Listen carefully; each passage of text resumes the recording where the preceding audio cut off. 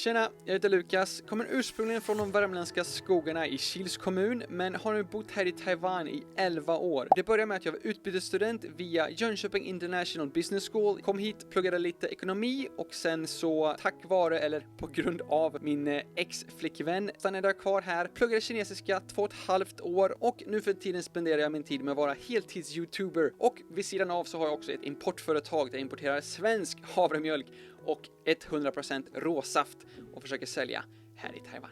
Jag tror jag kan vara det absolut värsta exemplet på varför man ska lära sig kinesiska. För jag var absolut inte alls motiverad till att lära mig kinesiska. Och jag lärde mig inte det i Sverige innan jag kom hit. Jag kunde säga 2 saker. Det var xie och ni hao. Men jag blandade fortfarande ihop de 2 så jag hade ingen aning om vad de betydde. Och jag absolut hatade att lära mig språk i skolan. Både engelska, spanska, tyska, franska. Jag fattar inte varför vi skulle behöva lära oss det när vi bodde i Sverige där alla pratade svenska eller kanske engelska. Men kommer du hit till Taiwan då blir det helt annorlunda. Jag behövde ju lära mig kinesiska just för att kunna överleva, för att kunna beställa mat, för att kunna hitta till närmaste toalett och kunna kanske gå på en buss eller ett tåg. Det finns ju såklart olika nivåer av motivation, men om du bor i ett land där alla runt omkring dig talar ett språk, då har du liksom nästan inget val. Du hade såklart kunnat överleva utan att prata kinesiska, men det underlättar något så oerhört och du får tillgång till så otroligt mycket mer om du kan just de första enkla fraserna. Sen så var det alla lärare på just Jönköping universitet som sa att om man skulle plugga international management och skulle plugga ekonomi, då måste du ju nästan lära dig lite kinesiska också. För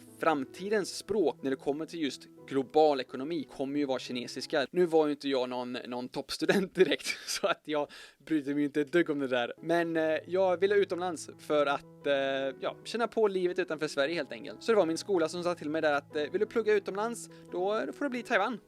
Du får ta det eller stanna kvar i Sverige. Så att jag åkte hit på en termin och skulle väl hem igen sen på tanken. Sen så träffade jag min ex-flickvän som sa att nej, men ska du vara här, ska du bo här, ska du vara tillsammans med mig, då ska du lära dig kinesiska.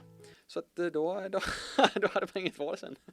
Efter jag hade pluggat då i 2,5 år, då känner man ändå att du har fortfarande absolut inte lärt dig allt och du har fortfarande inte en susning om hur du läser liksom en tidning till exempel. Men efter 2,5 år så kände jag ändå att då hade man liksom nått den nivån när man kunde börja lära sig själv. Och man behövde inte ha den här läraren som gick igenom alla fraser och sådär, utan det räckte med att bo i Taiwan så kommer du alltid lära dig några nya ord eller några nya fraser eller just olika liksom grammatiska saker som du inte förstår, men du förstår att det är någonting du inte förstår, vilket är ett väldigt stort steg, för i början så sitter du liksom bara där hopplöst och du fattar liksom ingenting. Men jag tror att när du väl har lärt dig så mycket så att du förstår vad du inte förstår, då kan du börja lära dig själv. Nu har inte jag någon egen erfarenhet av att lära mig kinesiska i Sverige, men jag har ju lärt mig andra språk i Sverige, till exempel engelska, tyska och spanska. Och jag har även andra kompisar som också lärde sig kinesiska innan de kom hit till Taiwan. Och lära sig ett annat språk i till exempel Sverige jämfört med att lära sig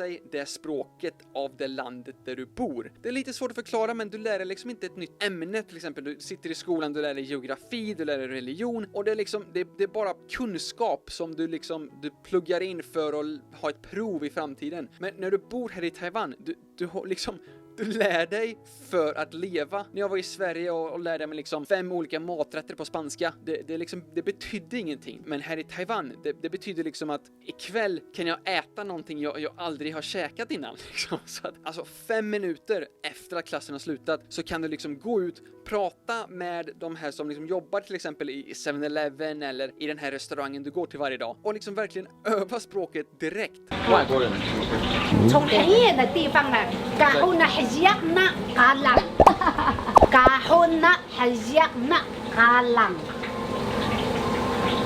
Och på grund av, eller tack vare att jag bara har haft taiwanesiska lärare, så har jag kunnat jämföra mig med mina klasskamrater som har pluggat kinesiska innan de kommer till Taiwan. Deras brytning och dialekt är ju nästan fruktansvärd ibland. Speciellt fransmän och amerikaner av någon anledning. Medan jag som bokstavligen talat lärde mig 1, 2, 3 när jag redan var här i Taiwan. Av alla att döma så har jag ett mycket bättre uttal än mina för detta klasskompisar som lärde sig grunderna av en amerikansk eller fransk kinesiska lärare, så att de har ju väldigt mycket att lära i kapp när det kommer till just uttalet. Deras toner och så vidare är hyfsat bra faktiskt, men det är just att det är ingen som förstår vad de säger ändå. Så. vet inte hur mycket kinesiska du kan just nu, men om jag skulle säga Peking Dumpling, Chenchonai Cha, Chou Tofu. Om du skulle plugga det här i Sverige så skulle du lära dig vad allting betyder och du skulle liksom förmodligen kunna memorera in det ganska bra om du skulle ha ett prov till exempel. Men när jag lärde mig de här orden, det betyder att jag kan gå bokstavligen talat 5 minuter efter klassen har slutat till närmaste frukostställe, beställa en Peking Dumpling med Chenchonai Cha och sen till lunch, om jag nu skulle känna för det, kan jag också beställa med en Chou Tofu och verkligen förstå vad de här 3 olika sakerna är, hur de smakar, hur de luktar. En del luktar bättre än andra och det här gör ju givetvis att du lär ju allting så mycket snabbare, i alla fall de sakerna som du gillar att käka själv, men sen så får du också användning av det bokstavligt talat 5 minuter efter klassen har slutat. Efter att ha bott här i Taiwan i 11 år och fått den här frågan mer eller mindre varje vecka under de här 11 åren så borde jag vara lite bättre på att svara på den här frågan. Men alltså, ni måste se det här från mitt perspektiv nu. Jag har gjort en hel YouTube-kanal och över 250 YouTube-videos om just hur otroligt underbart det är att bo här i Taiwan. Så att det finns liksom inget sätt för mig att svara på det här i just en mening eller just i en video. Men jag tror det absolut bästa sättet att sammanfatta det här är att Taiwan är den perfekta blandningen mellan väst och öst. Och vill du käka hamburgare och pizza varje dag? Vill du sova i en hästens säng? Finns hästens säng fortfarande i Sverige förresten? Vi har hästens säng här i Taiwan i alla fall. Vill du köra runt i en Volvo-bil? Du kan göra allt där i Taiwan. Men känner du dig lite äventyrlig och vill besöka ett tempel? Vill du kanske kolla på ett vattenfall? Vill du gå till stranden? Vill du hajka i bergen? Vill du kolla på en vulkan? Du kan göra allting här i Taiwan på en och samma dag. Vad mer begär du liksom? Det är liksom bara din fantasi som sätter gränser här. Alltså det finns inte så mycket du behöver tänka på eller veta innan du kommer hit till Taiwan. Vet inte om jag ska berätta det här kanske, men 3 dagar innan jag kom hit till Taiwan, det var först då jag upptäckte att Taiwan är en ö. Där har ni hur insatt jag var och hur mycket jag egentligen brydde mig om att komma till Taiwan första gången för 11 år sedan. Men jag är som sagt ett levande exempel på att du behöver inte veta ett dugg om Taiwan innan du kommer hit. Med det sagt så det finns en del saker som jag önskar att jag visste innan jag kom hit. Lite kinesiska till att börja med hade inte varit fel. Till exempel min första lägenhet var väldigt mycket dyrare än min andra lägenhet. Skillnaden var egentligen att mäklaren då som hade hand om att hyra ut den här lägenheten till mig, han hade då en engelsk service som han tog lite extra betalt för. Då så visste jag inte det heller, utan det var ju lite senare när jag hade lärt mig kinesiska. Jag kunde gå på de lokala internetsidorna här, Blocket, om det finns kvar, typ. Så att det är lite sådana saker, så att livet blir ju lite lättare och absolut mycket billigare om du lär dig kinesiska, om du ska vara här ett tag. Och en annan sak som jag önskar att jag hade vetat innan jag kom hit till Taiwan är att klimatet är inte så tropiskt som man kan först tänka sig som svensk. Speciellt inte om du ska vara här under vintermånaderna mellan december och mars. Plus att väggarna här har nästan ingen isolering just för att det blir så varmt upp till typ 34-35 grader under sommaren. Så är det då 9 grader utomhus på vintern, så är det 9 grader inomhus på vintern också. Och det är så otroligt mycket fuktigare här så att kylan kommer liksom inifrån och bygger sig ut. Så att det spelar liksom ingen roll hur tjocka tröjor du har på dig, för att du känner liksom i benen, i musklerna på dig hur otroligt kallt det är. Så att förbered dig lite extra om du vet om att du ska vara här under vintern. Men förutom det så är du hjärtligt välkommen hit till Taiwan utan att kunna ett enda ord på kinesiska. Och sen ska vi ta de här tips och råden lite längre, så hade jag nog rekommenderat att kanske prenumerera på min YouTube-kanal och även kolla in den här kartan som jag har gjort. För att första gången jag kom hit till Taiwan så var jag utbytesstudent, jag var här i 6 månader, men jag spenderade all min tid här i Taipei. Så att efter mina första 6 månader så kände jag att jag var liksom klar med allting. Jag hade sett allting flera gånger om och jag hade absolut inget intresse av att komma tillbaks hit till Taiwan. Och jag menar, jag har bott här i 11 år, jag känner fortfarande inte att det är tillräckligt och att jag har liksom inte undersökt allting som finns att upptäcka här i Taiwan. Så att var försiktig, kom hit på egen risk för att du vet liksom inte hur länge du kommer stanna. Jag skäms över att säga det här, men jag har pluggat kinesiska i 2,5 år och jag har bott här i Taiwan i 11 år nu, men jag har fortfarande inte en susning om hur de här tonerna fungerar. Och jag fattar fortfarande inte hur många gånger jag kommer liksom i en konversation med taiwaneser och säger jag en ton fel så de har inte en susning om vad jag pratar om. Även fast vi liksom har till exempel pratat om, havremjölk i 10 minuter. Så säger jag en ton fel så kan de bli bara, ha? Som är. Och det är helt obegripligt för mig hur de inte kan begripa vad jag säger till dem. Så jag kan faktiskt intyga att toner är så viktigt som jag garanterar dig varje kinesiska lärare kommer säga till dig att de är. Men även om du sätter varje ton korrekt så finns det fortfarande flera olika fällor du kan falla i. Till exempel, jag jobbar som YouTuber och som en del av det, och kanske den viktigaste delen, är just att ladda upp nya videos varje vecka. Och just ordet ladda upp på kinesiska är shangchuan. Men om du i all hast, när du kanske pratar lite för snabbt eller du kanske är lite exalterad över att prata om den nya videon som du nyss laddade upp. Om du då i all hast skulle råka lägga till en enda liten bokstav i pinyin och skulle råka säga shangchuan, så får det en helt annan innebörd. Så om du till exempel ska gå och käka med din polare och säga att ja men vänta lite, jag ska bara ladda upp en video och sen så kan jag gå.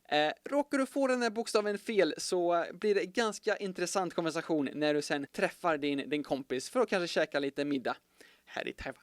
Men fällorna slutar dessvärre inte där. När du kommer ut på gatorna här i Taiwan och ska försöka och kommunicera med lokalbefolkningen, det är först då du kommer inse att livet här i Taiwan ser faktiskt väldigt annorlunda ut jämfört med en lärobok hemma i Sverige. Till exempel en sån enkel sak som att just beställa ett glas med bubble milk tea. Ni får hänga med lite nu, vi kommer hoppa mellan svenska, engelska och kinesiska, men jag tror att ni kommer förstå innebörden av den här historien även ifall ni inte kan de kinesiska orden. Ska även påpeka att så fort du får en taiwanesisk kompis och du är här i Taiwan, det kommer inte dröja mer än 20 minuter så kommer de fråga om du har testat bubble milk tea. Och jag lärde mig väl ganska snabbt att de här bubblorna, bubbles, inte var någonting för mig, men mjölkte var ju otroligt. Första gången jag har haft mjölkte, helt underbart, så att det vill jag ju fortfarande dricka.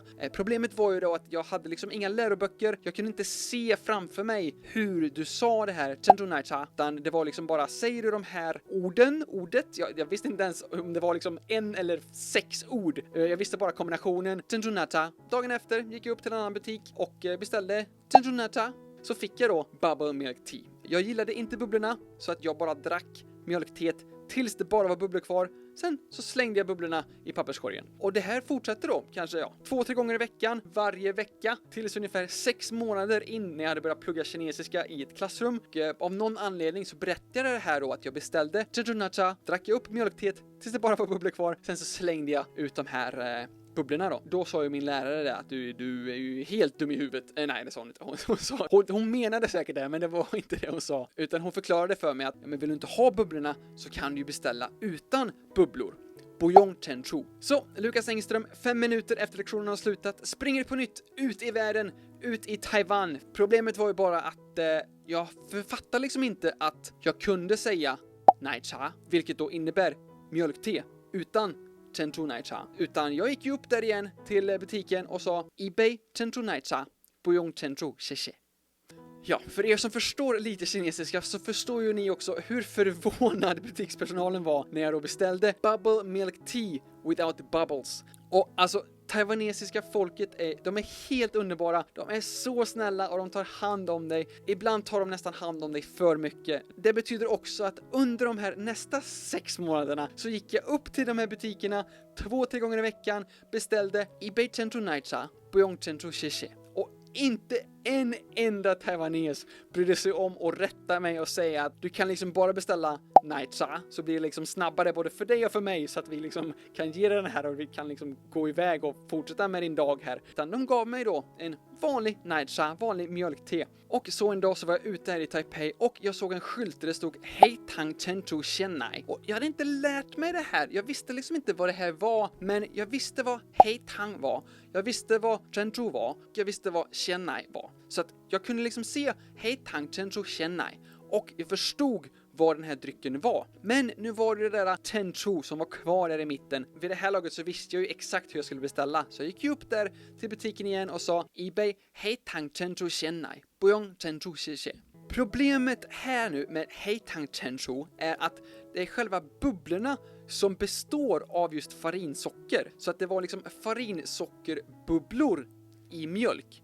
Och jag går upp till den här butiken då och beställer farinsockerbubblor med mjölk utan bubblor. Det är liksom vad han hör när jag beställer det här. Så han var ju helt fundersam och sa liksom till mig att nej, det kan vi inte göra. Och jag sa, jo det kan ni, för att det har alla andra gjort för 100 gånger innan, så att det kan ni göra. Nej, det kan vi inte, för att det är farinsockerbubblor med mjölk. Det här sa ju han då på kinesiska som jag absolut inte hade en aning om vad han hade sagt. Jag visste ju liksom allting han skulle fråga innan. Han skulle fråga, vad skulle du beställa? Och jag skulle säga, hej tang Tenchu Chennai, buyong Tenchu Xie. Han skulle då säga, vill du ha påse? Så vilket jag svarade, påse. Och vid det här laget tror jag nog att de flesta har redan räknat ut att om du beställer farinsockerbubblor mjölk utan farinsockerbubblor så får du bara ett glas med mjölk. Jag skulle kunna fortsätta i timmar om inte dagar med att fortsätta berätta om alla mina äventyr här i Taiwan och alla gånger jag har gjort bort mig här i Taiwan. Men det är lite det jag har min YouTube-kanal till, så är ni intresserade av mitt liv här i Taiwan, vill ni veta mer om just livet som utlänning här i Taiwan, eller om ni har några frågor överhuvudtaget, tveka inte, prenumerera på min kanal, hör av er, jag hjälper gärna till med allting som jag kan er första dag, er första vecka. Behöver ni hjälp med att fixa liksom ett simkort till telefonen, jag löser det. Och jag vill bara avsluta den här videon med att säga att har ni planer på att studera kinesiska någorlunda seriöst så ska ni absolut komma här till Taiwan, och ni kommer lära er så otroligt mycket mer när ni bor här i Taiwan och ni lever i och med kinesiska. Och även om ni inte, precis som jag, kunde bry er om att lära er kinesiska, kom hit till Taiwan ändå, och jag kan garantera er att ni kommer uppskatta Taiwan. Kanske till och med så mycket så att ni kommer lära er kinesiska på grund av livet här i Taiwan. Men kom ihåg att ni kommer faktiskt hit på egen risk, för att jag skulle bara komma hit för 1 år, plugga kinesiska, och nu 11 år senare är jag fortfarande kvar här. Och jag har faktiskt inga som helst planer på att flytta tillbaka hem till Sverige igen, för de här 11 åren här i Taiwan har varit de absolut bästa 11 åren i mitt liv. Och vem vet, kanske de nästa 11 åren kommer bli de bästa i ditt liv också.